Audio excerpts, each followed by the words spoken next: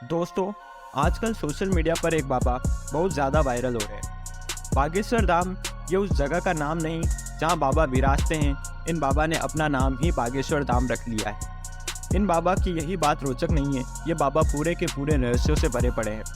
किसी बॉलीवुड हीरो की तरह दिखने वाले इन बाबा के बारे में बताने से पहले हम आपसे कुछ बात क्लियर कर देना चाहते हैं कि हमारा हिंदू धर्म ओपन रिलीजन है, जहाँ किसी का कोई कंट्रोल नहीं है।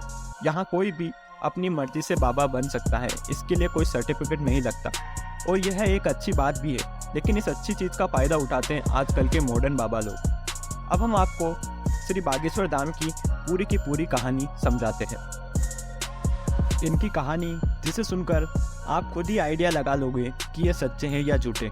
बाबा का असली नाम धीरेंद्र कुमार शास्त्री है और ये मध्य प्रदेश के रहने वाले हैं। और जिस बागेश्वर धाम सरकार की ये बात करते हैं वो मध्य प्रदेश की छतरपुर जिले गंज कस्बे में बालाजी का एक पुराना मंदिर है। इसमें इन बाबा जी की फैमिली 3 पीढ़ियों से सेवा पूजा करती आ रही है। कहा जाता है कि धीरेंद्र जी के दादाजी भगवान दास गर्ग, जिन्हें लोग बाबा जी श्री सेतुलाल के नाम से भी जानते थे, ये एक दिव्य संत हुआ करते थे जो निर्मोही अखाड़े से जुड़े हुए थे। वो भी बालाजी धाम के पास एक दिव्य दरबार चलाते थे जिसमें लोग अपनी समस्या लेकर आया करते थे। धीरेंद्र जी ने अपने दादाजी को ही अपना परम गुरु मानते हैं। धीरेंद्र जी ने 9 साल की उम्र में ही अपने दादाजी के साथ उस मंदिर की सेवा में लग गए थे। अब उस टाइम इंटरनेट तो हुआ नहीं करता था, इसलिए इनके दादाजी गुमनामी में ही खो गए। लेकिन जब धीरेंद्र जी ने दिव्य दरबार संभाला तो उनके भक्त उनका वीडियो सोशल मीडिया पर डालने लगे और देखते ही देखते उनके फॉलोअर्स बढ़ते चले गए और आज इनकी पॉपुलैरिटी विदेशों तक पहुंच गई है। हाल ही में धीरेंद्र कृष्ण शास्त्री ब्रिटेन गए और उन्होंने वहां ब्रिटिश सांसदों और भारतीय समुदाय के बीच प्रवचन किया। बाबा जी का जन्म मध्य प्रदेश के छतरपुर जिले में 4 जुलाई 1996 में हुआ। मतलब बाबा जी अभी सिर्फ 26 साल के ही हैं। उन्होंने 12वीं तक की पढ़ाई अपने गांव में ही पूरी की और कॉलेज से बीए की पढ़ाई प्राइवेट ही करने लगे और बीए ख़त्म होने के बाद अपने दादाजी का दिव्य दरबार संभालने लगे।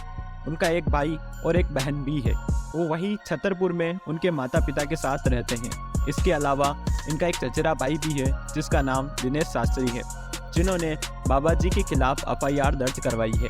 उनका आरोप है कि धीरेंद्र शास्त्री मुझे जान से मारने की धमकी दे रहा है, क्योंकि धीरेंद्र जी शास्त्री का कहना है कि उनका चचेरा भाई उनके और उनके दादाजी के नाम का गलत इस्तेमाल कर रहा है। बागेश्वर धाम में मंगलवार को हजारों भक्तों की अर्जी लगती है। अर्जी लगने के बाद लोग लाल कपड़े में नारियल बांधकर अपनी मनोकामना बोलकर उस नारियल को वहां बांध देते हैं और मंदिर की राम नाम जपकर एक परिक्रमा लगाते हैं। यहाँ आपको लाखों की संख्या में नारियल बंधे हुए मिल जाएंगे। मंदिर के पास ही गुरुजी का दरबार लगता है और यहाँ हजारों लोग अपनी समस्या लेकर आते हैं और उन हजारों लोगों में से धीरेंद्र जी शास्त्री किसी का भी नाम लेकर उन्हें बुलाते हैं। वह व्यक्ति वहाँ तक पहुँचता है, तब तक धीरेंद्र शास्त्री उस व्यक्ति का नाम से लेकर पता तक उसकी हर एक समस्या को एक पर्चे पर लिख देते हैं। और लोग आश्चर्य करते हैं कि यह व्यक्ति किस तरह दूर दूर से आए अनजान लोगों को उनके नाम से बुलाता है और कहता है कि आओ तुम्हारी अर्जी लगी है। और इतना ही नहीं, धीरेंद्र शास्त्री लोगों की उनकी समस्या बताते हैं और कितनी है और कब तक की है की पूरी कहानी बता देते हैं।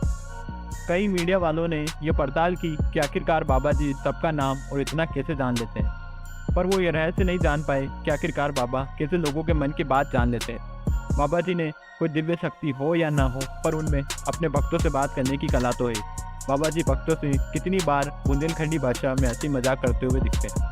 क्या कोई बाबा जी से सरकारी नौकरी मांगता है तो कोई यह तक पूछ लेता है कि मैं कब तक करोड़पति बनूंगा।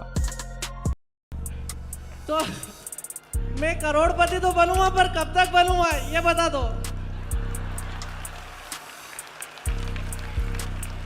क्या बात है।